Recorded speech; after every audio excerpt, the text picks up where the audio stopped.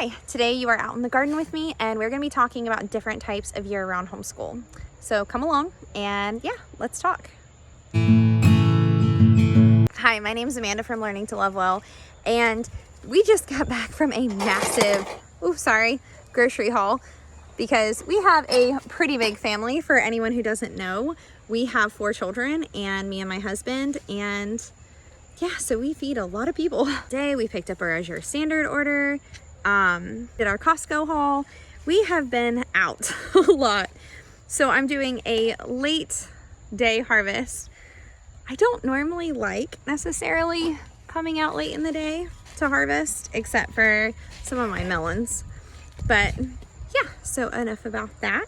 And we are going to talk about year-round homeschool.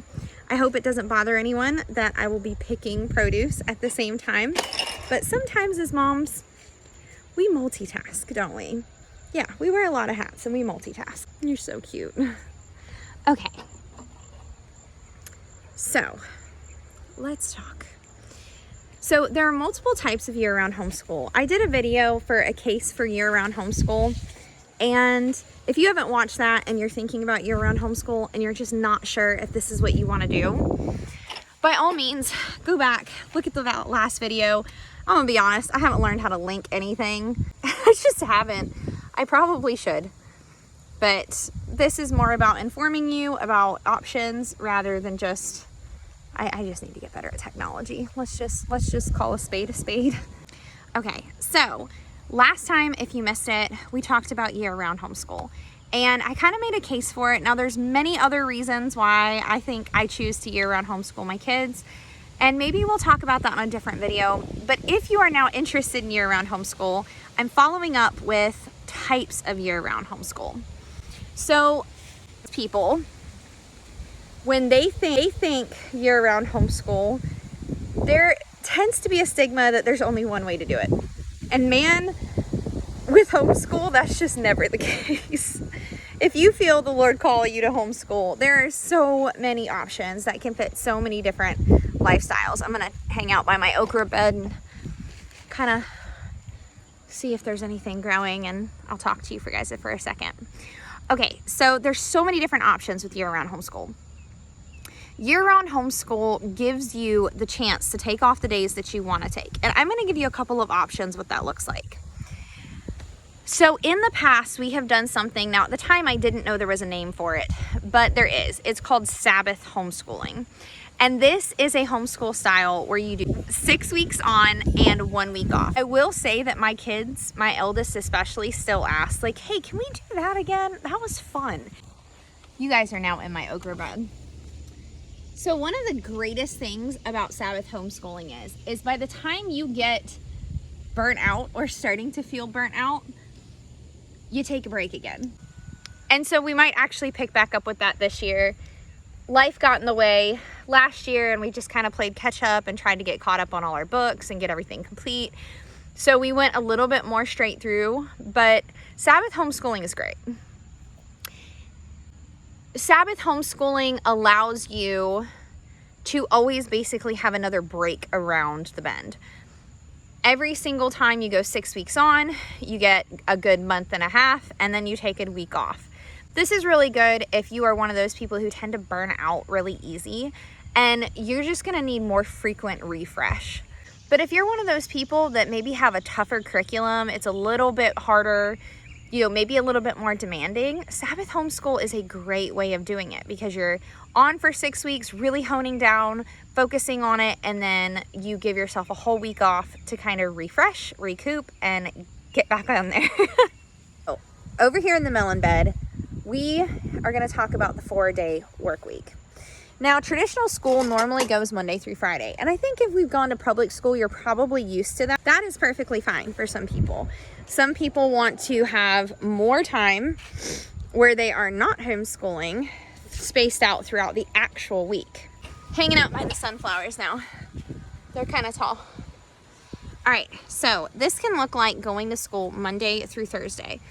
People who tend to like this like their days, their weeks to be shorter rather than take a whole gap week off. Now, if I personally have not done this method, If you have, drop a comment down below. Tell me the pros and the cons to it. I know that there are some people who like to do it because of co-op, or maybe they have commitments to a sport through the weekend, so they give their child the day off and they give themselves a mom break to prepare for that.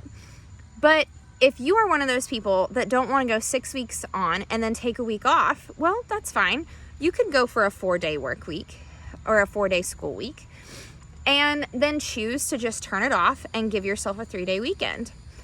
This could offer up flexibility, again, if you're in a sport, or maybe you have ministry opportunities, or maybe you have, you know, some kind of commitments outside of your home that is going to take more time to prep for, and this could give you that extra time so you can still have a rest day every week and yet still be able to fully homeschool your kids without a lot of hassle.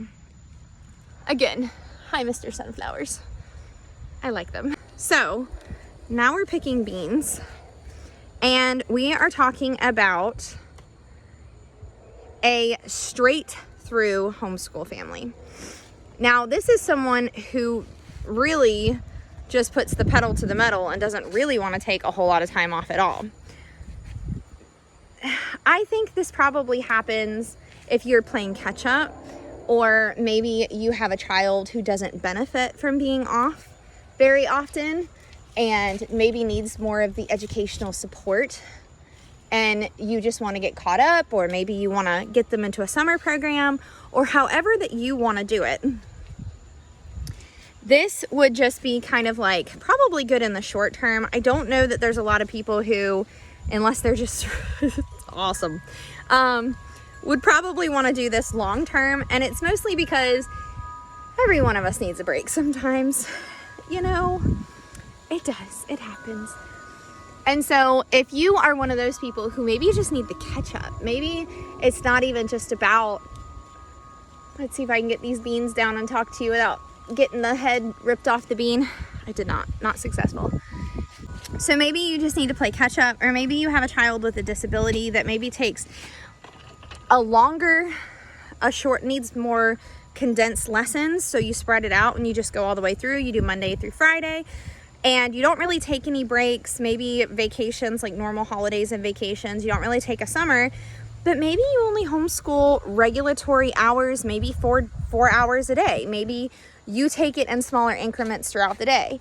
This is really great. Again, if you need to catch up, or maybe you have someone who can't focus as long, and maybe you have a child that needs the more frequent breaks during the day. Like clearly me, because I am not doing so hot at the whole picking stuff and talking to you at the same time. Okay, now we're hanging out at the pepper bed, which you can't tell me. It's so cute. Okay, so let's talk about, maybe you're one of those people that you're like, well, you know what? I don't really know the weeks off that I'm gonna need. And maybe I want to just have more freedom and flexibility to when we need those weeks off. And this is definitely what we did this year. We didn't really schedule any time off. We just planned to homeschool pretty much every day, except for when we needed it for moving or testing, which technically testing, they're still in school. Or, you know, finally I was just like, hey, we tested last week. We all use a brain break. We all can use a reset. Let's take the week off. I will say the disadvantage to this approach is the fact that if you are not disciplined, you could either take off way too much time, and you could think you're not taking that much time off, but days add up. So if you are going to take that approach, be mindful to record keep really well so that you're still being compliant with your state, and that you're not giving unnecessary days off just because you don't feel like it. That would not be good. But if you've got things like a move coming up, or maybe this year you're expecting a baby, or maybe there's just been a whole lot of stuff going on in your household, or maybe your spouse took a new job, or they're deployed, or number of issues, this more of an unscheduled year-round homeschool could be beneficial. Because let's face it, if your spouse is deployed, we did the military thing for a long time, and you don't really know necessarily when they're going to be back sometimes. And so having that as an ideal, like, hey, look, when daddy comes home, we're taking 3 weeks off. That can work great for military families. And then that way you've got a little bit more flexible. Again though, if you're gonna do this, record keep, so that you don't end up becoming uncompliant with your state or getting behind in homeschool. By the way, pepperoncinis, super cute. So still totally in the pepper bed, just from a different angle. Perspective matters. So this is also the other idea that you could do. If you are not sold or convinced about maybe any of these, and you're like, well, you know, I like the Sabbath idea, but that only gives us about 8 weeks off a year, and I'm kind of leaning more towards, I want like 12 weeks off a year. You could totally integrate the eclectic style where maybe around Christmas you give a week off, or Easter you give a week off, and maybe you have another family vacation. So you do the Sabbath homeschool and then add a couple more weeks off. So you're still in school for 9 consecutive months. Like, that's according to my state regulation, check yours. But then you don't have as much of you still have some flexibility in there. Or maybe you have some big events coming up and you're just like, you know what? I like the 4 days a week, but maybe we do that during a few months or every other week. So we save up some of those days for maybe a big family vacation coming up. Homeschool is so flexible. But what I encourage you to do, no matter what decision you choose, in order to stay state compliant, is what you can do is something that I've done in the past, where I go ahead and I take my homeschool attendance record and I will block off the times that we are in or out of school. And then that way I can kind of see how many days and make sure that I am totaling that 180 days. Because again, we want to stay compliant, but we also want to enjoy the flexibility and the freedom that we've been given.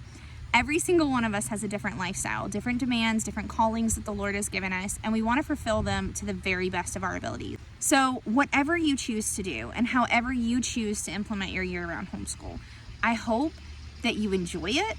I hope that you learn a bunch. And if it doesn't work for you, there's so much grace to just switching it up. And you don't have to wait a whole year to wait. If you try doing the 4 days on a week, or 4-day school week, and you decide like, oh wow, this doesn't work, I don't like it at all, we don't get enough done, I feel like we're falling behind on the curriculum, well then switch it.